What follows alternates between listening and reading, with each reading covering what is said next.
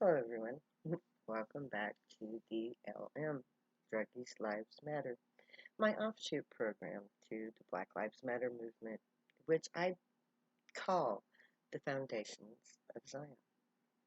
And my name is Zion, by the way.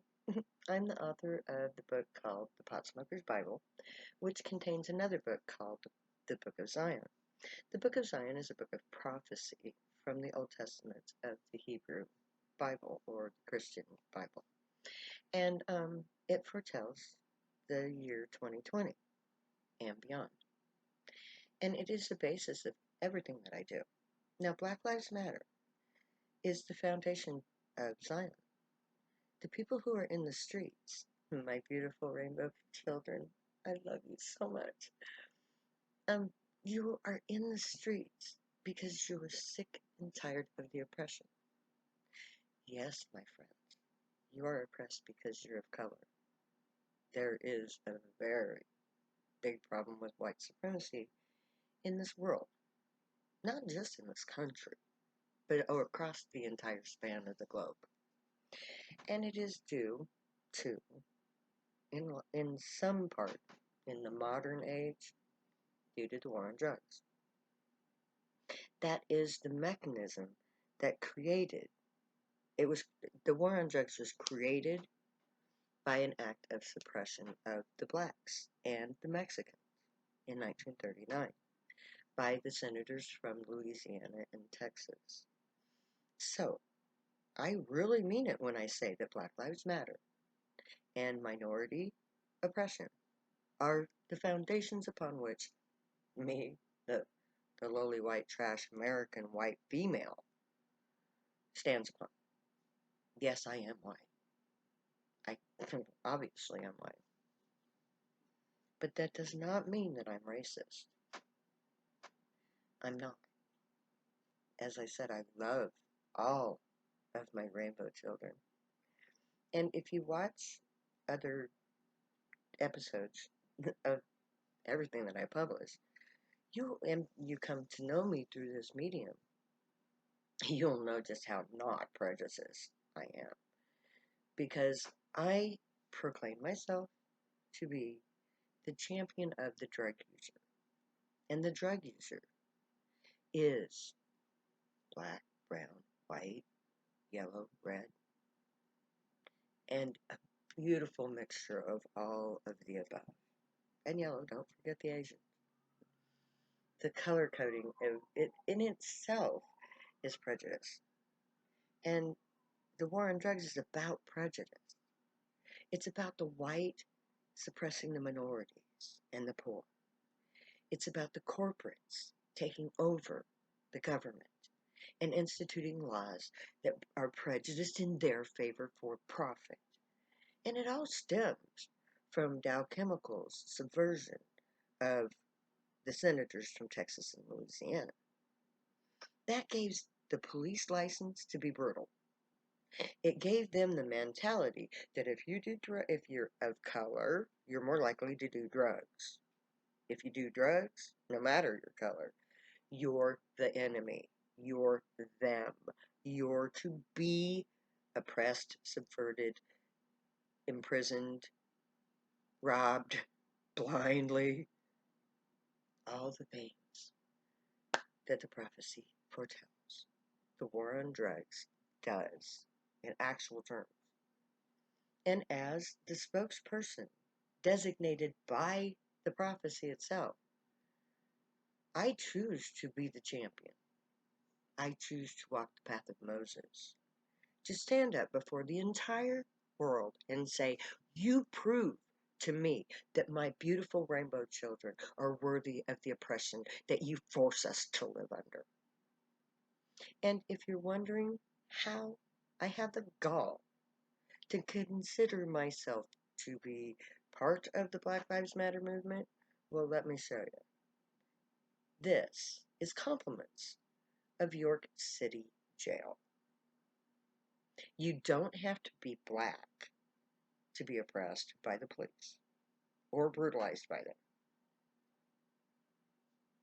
So, I have every right to be up in arms about the police brutality in America because I was brutalized by the police in America. But you see, the uniqueness of my situation, I'm a priestess. I was arrested within the confines of my home slash place of worship, the Temple of Zion. It was designated with a sign, Temple of Zion, declaring it to the whole community. This was a place where God was worshipped, a sacred space. My temple had around 50 members, a congregation, so to speak. However, it is against the precepts of the religion of Zion to hold sermons. It's forbidden. So there was no the only time we congregated was when we celebrated something within the temple. But it was a place of service to the temple members. So each member came and went according to their own life schedule. They would come when they needed to obtain that which I provided for them, which is their sacrament, their holy sacrament.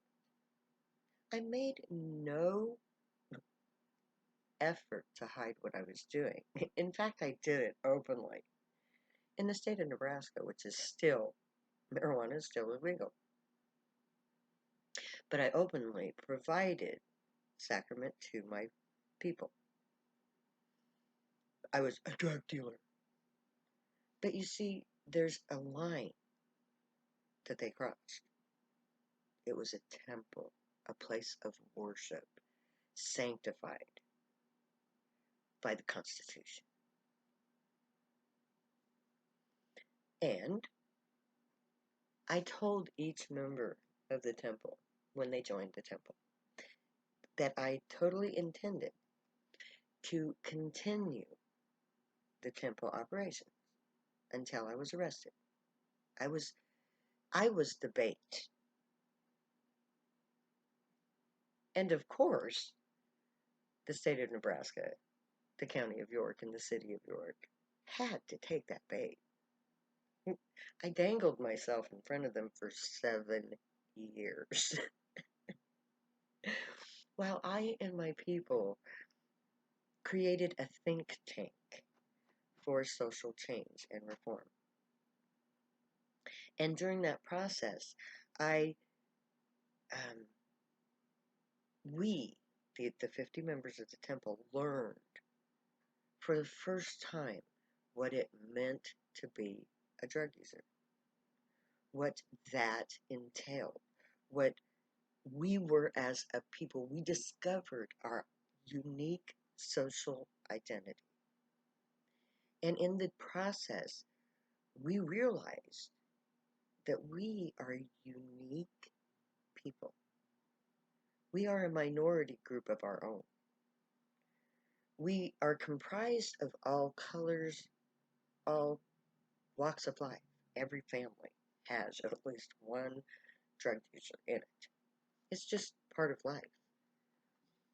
And all of us are unique. Because of the war on drugs, we have been rejected by society and by our family.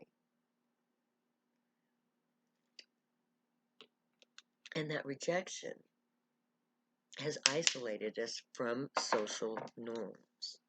And by isolating us from social norms, it has forced us to create a black market, so to speak, a subculture within the culture. We are scattered amongst the population, but every town has its hidden population of Zionites, people who use drugs. We're named Zion by the prophecy of Israel. That's where I get my name from, because I take on the mantle of Zion. I fulfill the deeds that she is foretold to fulfill. And by doing so, I set in motion the events foretold. And I do it willingly and of my own accord with knowledge of that is what I'm doing. I began walking this path in 1979, and I continue walking it to this day. I am on a journey of ascension to discover the next facet of life because we are ready for change. And that change is multi-layer, just as my people are multi-layer. Because we are from every walk of life, we are from every family genome, we are from every country, every city, every town. We are just as much a part of this population of humanity as anyone else, but we are treated as though we were something else. We are criminals. We are the problem. We have to be retrained, um, rehabilitated back into normal social society. And that very concept that we are separate from everybody else, uniquely separate, contrary to, yes, that's the criminal element, but separate from the rest of society. And so we have become separate, unique individuals. But collectively, we have become a nationality. You may not believe that, but it's true. If you look at the population of the world, I estimate through probabilities and through mathematics that it is likely that the nation of Zion will be the 8th largest nation on earth when we are created. That's what I estimate our actual population to be.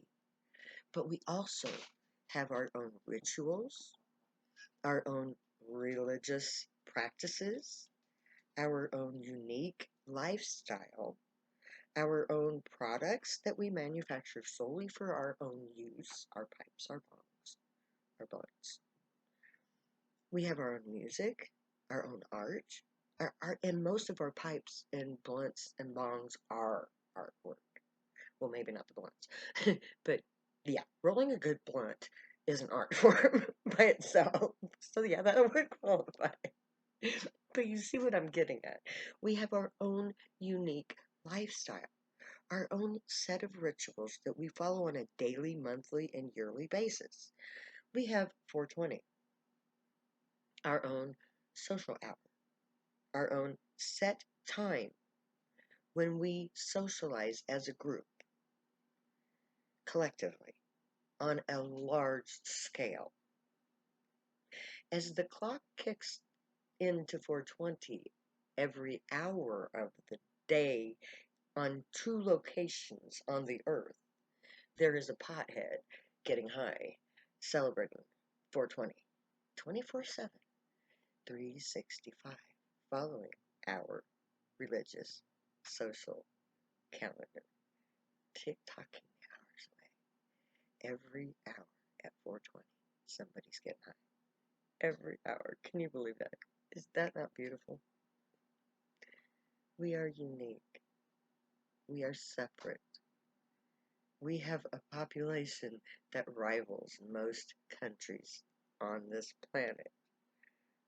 All we lack is unity and someone to lead us to this realization. And I volunteer.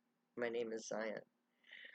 So, in keeping with the prophecy of Israel, may the Grey watch over you, guide you, protect you, and keep you from all harm. May they teach you right from wrong, and may you be worthy of them. May your thoughts, words, and deeds reflect truth, good, and light, the unicorn way. Find your joy and pursue it. Make that your life's work, because that's how we do things in Zion. Find your guilt, choose it wisely.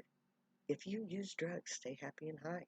You have every right and reason to. Believe me, I know. I wrote 2 books about it. One written directly from the words of the Bible.